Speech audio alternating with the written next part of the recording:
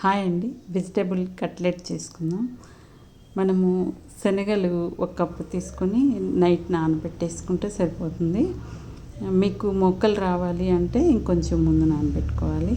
నేను ఇవి 2 days నానబెట్టేసరికి బాగా మొక్కలు వచ్చేసాయి. మంచిదే కదా అని చెప్పి ఇంకా ఈరోజు చేస్తున్నాను. ఇప్పుడు మిక్సీలో 2-3 టేబుల్ స్పూన్లు వేయించిన శనగపప్పు బాగా పొడి చేసేసుకోవాలి.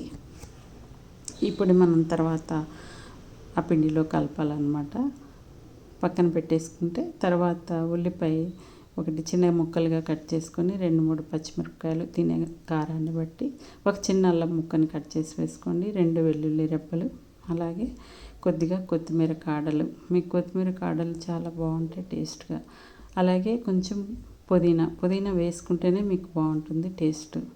ఇప్పుడు కొంచెం 1/2 టీ స్పూన్ జీలకర్ర, ఇదంతా కచ్చాపచ్చాగా ఒకసారి గ్రైండ్ చేసిన తర్వాత మనం ఈ శనగలు తగినంత ఉప్పు వేసి మెత్తగా చేసేసుకోవడమే అన్నమాట. మరీ పేస్ట్ కాదు, ఇలా కొంచెం చేసేసి మనము ఒక క్యారెట్ కూడా చక్కగా తురిమి పక్కన పెట్టుకొని అది కూడా వేసేస్తే పిల్లలకి మంచిది కదా.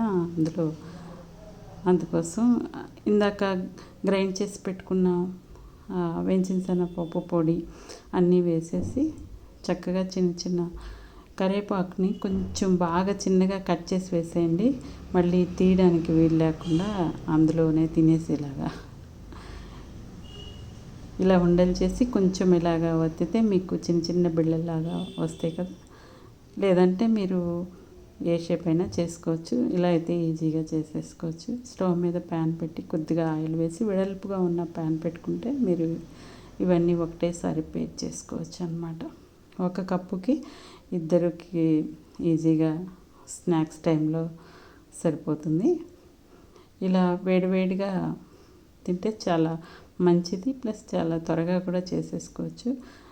మీకు డీప్ ఫ్రై చేసుకుంటే ఇంకా టేస్ట్గా కూడా ఉంటాయి. కొంచెం చల్లారిన కూడా బాగానే ఉంటాయి. అలా అయినా చేసుకోవచ్చు, మీకు ఎలా వీలుంటే అలాగా. నేను ఎందుకు ఎక్కువ ఆయిల్ అని ఇలా చేస్తున్నాను.